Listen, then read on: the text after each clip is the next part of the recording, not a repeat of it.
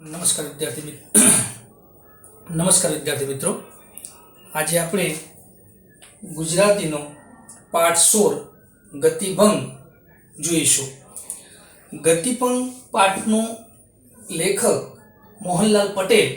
પાઠનો પ્રકાર છે લઘુકથા। ગતિભંગ લઘુકથા સૌપ્રથમ આપણે સમજીએ લઘુકથા કોને કહેવાય।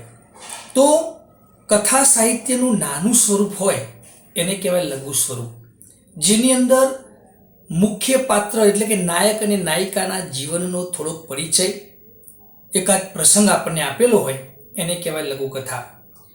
તો પરીક્ષાની અંદર આપણે જોઈએ કે લેખક પરિચયમાંથી કેટલાક પ્રશ્નો પૂછાતા હોય છે, તો એની અંદર ગતિભંગ પાઠનો પ્રકાર લઘુકથા, એના લેખકનું નામ શું તો Mohanlal Patel.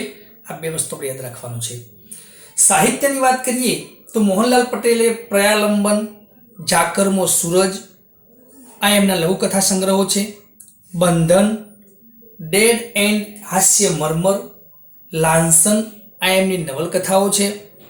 Good morning America આ એમનો પ્રવાસ ગ્રંથ છે। મોમ્પાસાની શ્રેષ્ઠ વાર્તાઓ એમનું અનુવાદન પુસ્તક છે। કથા સાહિત્યનું લઘુ સ્વરૂપ એટલે લઘુકથા। શું કહેવાય? લઘુકથા। જે નાની કોઈ પણ નાયક સાહિત્યના નાયક નાયિકાના જીવનના પ્રસંગને વર્ણવવામાં આવ્યો હોય ટૂંકમાં એને કહેવાય લઘુકથા। તો આ ગતિભંગ પાઠનો સાહિત્ય પ્રકાર છે લઘુકથા। પ્રસંગની અંદર આપણે થોડીક વાત કરીએ કે માનવ જીવનની એક ક્ષણનો મહિમા છે જે અત્યંત લાઘવથી અંતે ચોટ આપી જાય છે। ગતિભંગ લઘુકથાની શરૂઆતમાં અહીં આપણને પાત્રો આપેલા છે ડુંગર, એની પત્ની અને એની દીકરી બબલી। આ ત્રણ પાત્રોના માધ્યમથી આ લઘુકથા આપણને સમજાવવામાં આવી છે। પરીક્ષા માટે ખૂબ ઉપયોગી પાઠ છે। આ બહુ નાનો ટૂંકો પરંતુ ઘણું બધું સમજ આપણને આપી જાય છે। તો પતિ પત્ની બંને જ્યારે ઘેરથી નીકળતા હોય છે ત્યારે વારંવાર પત્નીનું અટકી જવું, રસ્તામાં ચાલવાનું બંધ થઈ જવું, ત્યારે પતિ એને પૂછે છે કે તું ક્યાં ખોવાઈ જાય છે, કેમ અટકી ગઈ? અહીં ચાલવાની ગતિભંગ છે, ચાલવાનો ગતિભંગ થાય છે, સાથે સાથે બંને પતિ પત્નીના વિચારોનો પણ ગતિભંગ છે। તો આપણે આ પાઠને સમજીએ।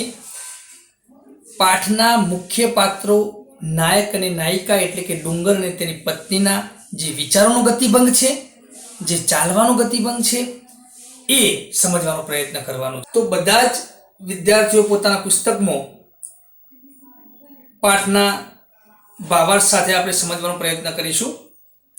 રાજપુર સ્ટેશને ગાડી પકડવા ડુંગર અને એની વહુ ઊભા માર્ગે ઝડપભેર જઈ રહ્યા છે। જો એક ચિત્ર માનસપટ ઉપર આવવું જોઈએ। હવે ડુંગર અને તેની પત્ની બંને ગાડી પકડવા રેલવે સ્ટેશન ઉપર રેલવેની ગાડીમાં બેસવા માટે સમય થઈ ગયો છે, ગાડી આવવાનો, બંને જણા ઘરથી નીકળે છે। પત્નીનો પાછળ આવવાનો અણસાર મોડો પડી જતા ડુંગરે પાછળ જોયું। બંને રસ્તામાં ચાલતા હોય છે। ડુંગર ઉતાવળમાં છે, ગાડીનો સમય થઈ ગયો છે, બંને સમયસર જો ગાડી નહીં મળે, ગાડી જતી રહેશે તો ખૂબ મોડું થઈ જશે, એટલા માટે ડુંગર પોતાની ગતિથી ઝડપથી ચાલતો આગળ નીકળતો હોય છે। પાછળ પત્ની આવે છે। અચાનક ડુંગરે જોયું કે પત્નીના પગનો અવાજ બંધ થઈ ગયો, પત્ની કેમ દેખાતી નથી? ડુંગર પાછળ જુએ છે। પત્ની રસ્તા ઉપર નજર ફેરવતી ધીમી પડી રહી હતી। પત્નીને ડુંગરે જોયું કે પત્ની ધીમે ધીમે ચાલતી હતી, તો ડુંગરે ઊંચા અવાજે બૂમ પાડી, શું ખોળે છે? પત્નીએ જવાબ આપ્યો, કંઈ નહીં। પત્નીએ જવાબ આપ્યો, કંઈ નહીં, ને ઝડપથી પગ ઉપાડવાનો પ્રયત્ન કર્યો। થોડા ડગલા ચાલ્યા પછી વળી એનો વેગ મંદ પડી ગયો। ડુંગરે એને સચેત કરી તો ઝડપથી ચાલવા લાગી, પણ પછી તરત પાછી એ ધીમી પડી જાય છે। તો ડુંગરે ફરી વાત કરે છે, આમ ગાડાની માફક અડવડિયા શું ખાય છે? આમ ગાડાની માફક અડવડિયા શું ખાય છે? ધીમે ધીમે શું ચાલે છે? ડુંગર ગુસ્સે થઈ ગયો। દિવસ આથમવા આવ્યો, આમ કર્યા કરીશ તો રસ્તામાં અંધારું થઈ જશે। કાં તો હવે ડુંગર ગુસ્સેથી પત્નીને કહે છે કે જો તું આમ ધીમે ધીમે ચાલીશ તો આપણે ગાડી નહીં મેળવી શકીએ. દારો આથમી જશે. આથમવું એટલે અસ્ત પામવું. દિવસ અસ્ત પામશે તો આપણે ગાડી નહીં મેળવી શકીએ. નહીં ઘરના નહીં ઘાટના આપણું કામ સફળ નહીં થાય. આવું ડુંગરે કોને કહ્યું? તેની પત્નીને કહ્યું. પત્ની થોડા ડગલા આગળ ચાલી ખરી, પણ પછી તો બેસી પડી. હવે તો પત્ની ડુંગરની વાત સાંભળીને આગળ ચાલવાનો પ્રયત્ન કર્યો, પણ પાછી એ જ સ્થિતિમાં બેસી જાય છે. પાછો ફરીને ડુંગર પાસે આવ્યો. તે આજે ધાર્યું છે શું? ગાડી ચૂકી જઈશું તો નહીં ઘરના કે નહીં ઘાટના એવી દશા થશે. જો ગુજરાતીમાં કહેવત પૂછાય છે, નહીં ઘરના કે નહીં ઘાટના. બંને બાજુથી નિષ્ફળતા મળે ત્યારે એને કહેવાય નહીં ઘરના કે નહીં ઘાટના. એક તો આપણે આ દારો હાથમી જશે, જો ગાડી નહીં મેળવી શકીએ તો આપણે જો પહોંચવું છે તો જઈ નહીં શકીએ, અને પાછા ઘરે આવવાનો વારો આવશે. એટલા માટે કહે છે કે નહીં ઘરના કે નહીં ઘાટના. રાત કાઢીશું ક્યાં? પત્ની કશું જ બોલી નહીં. ભાવાર્થ બનીને તો નજરની પીંછતી ધૂળ ઉપર પસવાડી રહી હતી અને જોયું એ બોલી. અને ધીરે ધીરે પત્ની જે ડુંગરે ગુસ્સામાં આવીને એને વાત કરી તો પછી ડુંગર સામે જોઈને કહે છે, શું મને તો કંઈ દેખાતું નથી? શું મને કંઈ દેખાતું નથી? પત્ની આંગળીનો છેડો છે કે જમીન પાસે લઈ ગઈ. એક ઘાટીલા પગલાની સાપ એ બતાવી રહી હતી. અને જે ડુંગર બેઠેલી પત્ની જોડે જાય છે તો પત્ની એની આંગળીના છેડાથી બતાવે છે કે જુઓ, આ ઘાટીલી પગલીઓની સાપ આપણી બબલીની જ પગલીઓ જાણે. કે જુઓ, આ નાના નાના પગલીઓ જે પડી છે રસ્તામાં, આ પગલીઓ આપણી બબલીની છે. આ બબલી એ ડુંગરની દીકરી છે. બબલી કોણ છે? ડુંગરની દીકરી. આપણી બબલીની જ પગલી જાણે. હું તો ક્યારની આ પગલી જોયા જ કરતી આવું છું. બરાબર એ જ પગલું, આંગળીઓની બોળ જેવી જ સાપ. જો તમને યાદ આવે છે, હવે અહીં આપણે વિચારવાનું છે કે આ બબલી કોણ છે? બબલી ડુંગર અને તેની પત્નીની એક નાનકડી દીકરી છે જેનું મૃત્યુ થયું છે. આજે પણ એની યાદ આ ડુંગરની પત્નીને સતાવે છે ને એ ભૂલી શકતી નથી. અને તો રસ્તામાં જે ડુંગરની પત્નીની સાથે ખેતરે આવતી, એ રસ્તે જાતી, ત્યારે બબલીની પગલીઓનું નિશાન આજે પણ એની પત્નીને દેખાય છે. એટલા માટે કહે છે કે આંગળીની બોર જેવી સાપ આ મારી બબલીની જ છે. ત્યારે ડુંગર એને સમજાવે છે, ગાંડી, એવા પગલા તો ઘણાએ હોય, લે ચાલ, મોડું થશે. બાળકના પગલાની સાપ જોઈ મૃત સંતાનની સ્મૃતિથી હાલી ઉઠેલી ડગી ગયેલી પત્ની પ્રત્યે સહાનુભૂતિનો બોલ પતિએ કાઢ્યો. અને આમ ડુંગરે જોયું કે ખરેખર મારી પત્ની દીકરીની યાદમાં ખોવાઈ ગઈ છે. આજે એને દીકરીની ખૂબ યાદ આવી રહી છે. ત્યારે ડુંગર એને આશ્વાસન આપતા કહે છે કે આવી તો ઘણી બધી પગલીઓ બાળકોની હોય, ચાલ ગાડી, મોડું થશે. એમ કરી એને હિંમત આપતા પોતાની સ્મૃતિઓમાંથી બહાર લાવવાનો, પોતાની દીકરીની સ્મૃતિઓમાંથી બહાર લાવવાનો પ્રયત્ન કરવા જઈ રહ્યો છે. પત્ની બેસી જ રહી. એ બોલી, ખેતરે જતા અને આવતા આગળ આગળ દોડી જતી બબલીની પગલીઓ મારે હૈયે જડાઈ ગઈ છે. આ એ જ પગલીના બીબામાં પત્નીની નજર ઢળી હતી. અને જ્યારે ડુંગર એને આશ્વાસન આપતા સમજાવે છે ત્યારે જવાબમાં ડુંગરની પત્ની શું કહે છે કે દરરોજ મારી સાથે ખેતરે આવતી મારી બબલી અને મારી આગળ આગળ દોડતી આ મારી બબલીની પગલીઓ આજે મારા હૈયામાં જડાઈ ગઈ છે. હું એને ક્યારે ભૂલી શકવાની નથી. પગલીના બીબામાં પત્ની નજર ઢળી હતી. એ નાની નાની પગલીઓના જે બીબા હતા, રેતની અંદર જે પગલાં પડ્યા હતા, એમાં ડુંગરની પત્નીનું મન પરોવાઈ ગયું હતું. ડુંગર એકવાર પત્નીના મુખ સામે જોઈ રહ્યો. હવે ડુંગર ખરેખર જોયું એને કે મારી પત્ની બબલીની યાદ એની સ્મૃતિમાં ખોવાઈ ગઈ છે. એના સામે જોઈ રહ્યો અને પછી પોતાની નજર ગગનમાં કોઈ માર્ગ તરફ વાળી લીધી અને તરત એ પોતાની નજર આકાશ તરફ ફેરવી અને એક સ્થિર થઈ જાય છે. બંને જણ સ્થિર થઈ જાય છે. અને અહીંયા ડુંગર પણ પોતાની દીકરીની સ્મૃતિમાં સ્થિર થઈ જાય છે અને પોતાની નજર આકાશ સામે, કોઈ માર્ગ સામે એક સ્થિર કરી દે છે. બંનેની નજર સ્થિર થઈ જાય છે. લાકડીના ટેકે ગગન તરફ માં કરીને ઊભા રહી ગયેલા પતિને જોઈ પત્ની સાવધ બની ગઈ. હવે જો જે જ ગતિભંગ, વિચારોનો ભંગ જે હતો એ રસ્તામાં જે પત્ની ડુંગરની પત્ની સ્થિર થઈ ગઈ હતી, જ્યારે ડુંગરને ખબર પડી કે ભાઈ મારી દીકરી બબલીની પગલીઓની સ્મૃતિને યાદ કરી અને આ મારી પત્ની સ્થિર થઈ ગઈ છે, હવે એ જ વિચારોમાં પાછો ડુંગર ખોવાઈ જાય છે અને એની નજર દૂર આકાશ તરફ સ્થિર થઈ જાય છે. ત્યારે પત્ની સ્થિર થઈ અને ફરી સાવધાન થઈ અને પત્ની કહે છે, લ્યો હેંડો, હવે પગ ઉપાડો ઝટ, ગાડી ચૂકી જઈશું. અને અહીં આ લઘુકથાનો મર્મ દેખાય છે કે જે વિચારોનો ભંગ પત્નીને થયો હતો એ જ વિચારોથી અહીં ફરી પાછો ડુંગર સ્થિર થઈ જાય છે અને પત્ની એને કહે છે કે લે હેંડો, હવે મોડું થશે, ગાડી ચૂકી જઈશું. અને બંને જણા વરી બમણા વેગથી ચાલવા માંડ્યા અને ફરી બંને સાવધાન થઈ ગયા અને ગાડી સ્ટેશને જવા માટે બંને ખૂબ ઝડપથી ચાલવા લાગ્યા. તો મિત્રો, અહીંયા આપણે જોયું કે ગતિભંગ માત્ર ચાલવાનો ગતિભંગ નહીં, ચાલવાની ગતિનો જ ભંગ નહીં, પણ પાત્રોના વિચારોનો પણ અહીંયા ગતિભંગ આપણને જોવા મળ્યો.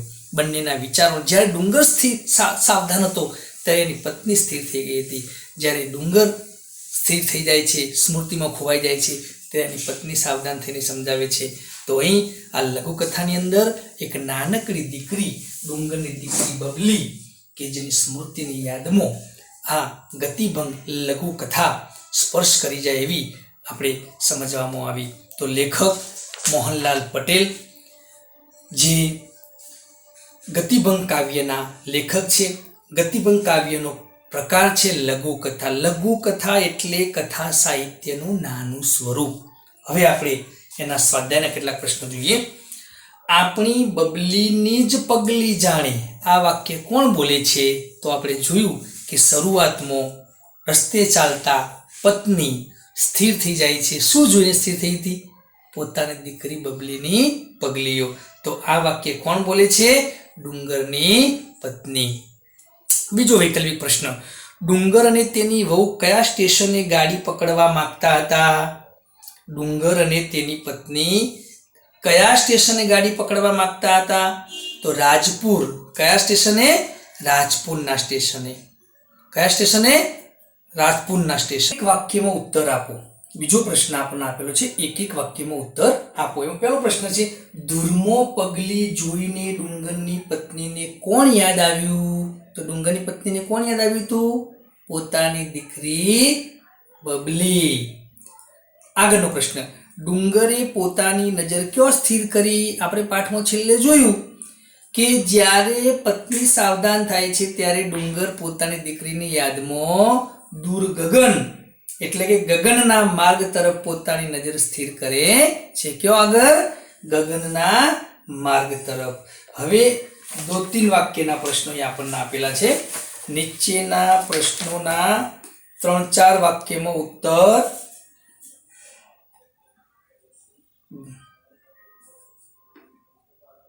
હવે સ્વાધ્યાયની અંદર ત્રીજો પ્રશ્ન છે, 3-4 વાક્યમાં ઉત્તર આપો. એનો પહેલો પ્રશ્ન, ડુંગરની પત્ની અચાનક અટકીને ઊભી રહી ગઈ, કેમ? તેનું કારણ શું હતું? આપણે જાણીએ છીએ. કોણ યાદ આવ્યું હતું એને? કોની સ્મૃતિની યાદ હતી? અને પોતાની દીકરી બબલીની. જો 3 વાક્યમાં પ્રશ્ન પૂછાય તો કેવી રીતે લખવાનું એને? ડુંગરની પત્ની અચાનક અટકીને ઊભી રહી ગઈ. શું કારણ? તો તેને જમીન પર એક ઘાટીલી પગલીની સાપ જોઈ. એ સાપ જાણે તેની મૂર્ત બબલીની પગલીની જ હોય તેવો એને ભાસ થયો અને એ સાપમાં પોતાની બબલીની પગલી એને દેખાઈ, એટલા માટે તે ઊભી રહી જાય છે. આગળનો પ્રશ્ન છે, ડુંગરે તેની પત્ની પ્રત્યે સહાનુભૂતિ દર્શાવતા શું કહ્યું? હવે શરૂઆતમાં આપણે જોયું કે બંને રાજપુરના સ્ટેશને ગાડી પકડવા જઈ રહ્યા છે અને બંને જણાની ગતિ તેજ છે, પણ અચાનક એની પત્ની ઊભી રહી જાય છે અને ત્યારે ડુંગર એને સહાનુભૂતિ આપતા કહે છે, ડુંગરની પત્નીને કોઈ બાળકીની પગલી જોઈ, બીજાના નાના નાના પગલા પડેલા જોયા તો એને કોણ યાદ આવ્યું? પોતાની મૂર્ત સંતાન, પોતાની મૂર્ત દીકરીની યાદ આવતા તે હલબલી ગઈ. આથી ડુંગર તેને પ્રત્યેની સહાનુભૂતિ દર્શાવતા કહે છે, ગાડી એવા તો પગલા ઘણાય હોય, લે ચાલ મોડું થશે. આ શબ્દો સહાનુભૂતિ આપવા માટે કહે છે કે ગાડી એવા તો પગલા ઘણાય હોય, ચાલ મોડું થશે. હવે આખા પાઠનો જે હાર્દ છે ગતિભંગ, એ લઘુકથાનો જે હાર્દ છે એનો એક વિશેષ પ્રશ્ન આપણને પૂછાય પરીક્ષાની અંદર માટે ખૂબ ઉપયોગી પ્રશ્ન છે આ. પુત્રી ખોયાની માતા પિતાની વેદના ગતિભંગ પાઠના આધારે તમારા શબ્દોમાં વ્યક્ત કરો. આની અંદર સમગ્ર પાઠનો ભાવાર્થ આપણે સમજવાનો છે કે ભાઈ રાજપુર સ્ટેશને સૌથી પહેલા શરૂઆત કરતી લઘુકથાની. રાજપુર સ્ટેશને ગાડી પકડવા ડુંગર અને તેની પત્ની ઊભા માર્ગે ઝડપભેર જઈ રહ્યા હતા. શું થયું પછી? ત્યાં અચાનક એ માર્ગ ડુંગરની પત્નીની ચાલવાની ગતિ થંભી ગઈ. તેને પ્રયત્ન કર્યો પણ તેનામાં આગળ ચાલવાની શક્તિ નહોતી. હવે આપણે જાણીએ છીએ કે સૌ પ્રથમ કોની ગતિભંગ થઈ હતી? પત્નીની. અને પછી તેનામાં આગળ ચાલવાની શક્તિ ન રહી એ માર્ગે તેની મૃત બબલીની પગલીની સાપ વારંવાર તે શોધતી રહી. અંતે માતાને આંગળાની બોળ જેવી પોતાની બાળકીની પગલીની સાપ દેખાઈ અને તે મૃત બબલી એને યાદ આવી ગઈ હતી. આ એનું કારણ હતું. કેમ ઊભી રહી ગઈ? રસ્તામાં શું ખોળતી હતી? પોતાની મૃત બબલીની પગલીઓ. અને એમાં એની પગલીઓને યાદ આવી ગઈ અને આવતા આગળ ને આગળ દોડી જતી બબલીની પગલીઓ તેને અહીંયામાં વસી ગઈ હતી. આથી તે એક ડગલું પણ ચાલી શકી નહોતી. હવે એ સ્થિર થઈ ગઈ ત્યારે શું થયું? ડુંગરે તેને સહાનુભૂતિ આપતા કહ્યું કે હવે ગાડી આવી તો પગલીઓ ઘણી હોય, તું ચાલ, મોડું થશે આપણે, એમ કરીને સમજાવી. ડુંગરે એની પત્નીને સહાનુભૂતિ આપી અને તેને આગળ ચાલવા કહ્યું. પણ તોય પોતાની મૃત બાળકીની યાદમાં આ ઝૂરતી પત્ની વધુ કંઈ કહી શક્યો નહીં. તેને પોતાની નજર આકાશના ગગન માર્ગે સ્થિર કરી અને પોતે પણ પોતાની દીકરીની સ્મૃતિમાં ખોવાઈ જાય છે. છેવટે પતિને જોઈને હવે સહાનુભૂતિના શબ્દો કોણ બોલે છે? એની પત્ની કહે છે, લ્યો હેંડો, હવે પગ ઉપાડો, ઝટ ગાડી ચૂકી જઈશું. આપણે છેલ્લા પાઠમાં જોયું, છેલ્લી પંક્તિ, આપણે છેલ્લી લાઈન જોઈએ આપણે કે પત્ની એના પતિને કહે છે કે લે હેંડો, પગ ઉપાડો, ગાડી ચૂકી જઈશું. આ શબ્દોમાં લખેલ વેગથી ચાલ્યા જતા પાત્રોની મનોવક્તવ્ય અતિશય સંયમી વ્યક્ત કર્યા છે. અહીં બંનેના પતિ પત્નીના, ડુંગર અને એની પત્નીના બંનેના મનોવ્યથા, બંનેની મનોવ્યક્તિ અહીંયા સમજાવવાનો પ્રયત્ન કર્યો છે. તો સ્વાધ્યાયની અંદર આપણને આ પ્રશ્ન જે રહ્યો સમગ્ર પાઠનો હાર્દ છે. તો અહીંયા આપણે ફરી યાદ કરીએ કે ભાઈ ગતિભંગ એક લઘુકથા છે. મોહનલાલ પટેલ એના લેખક છે. ડુંગર, એની પત્ની અને બબલી, આ ત્રણ પાત્રોના માધ્યમથી આ લઘુકથાને સમજાવવાનો પ્રયત્ન કર્યો છે. અહીં માત્ર રસ્તાની અંદર ચાલવાની ગતિભંગ નહીં, પણ બંને પતિ પત્નીના વિચારોનો પણ અહીં ભંગ થાય છે એ સમજાવવાની લેખકે આપણને પ્રયત્ન કર્યો છે. તો દરેક વિદ્યાર્થીઓએ પાઠની અંદર સમજણ પડી હશે. તો પાઠના સ્વાધ્યાયના પ્રશ્નો પણ આપણે સોલ્વ કર્યા. તો આ પાઠની અંદર હવે તમારે સ્વાધ્યાય નોટની અંદર લખવાનો અને એકવાર પાઠ વાંચી સમજવાનો પ્રયત્ન કરવાનો. ધન્યવાદ.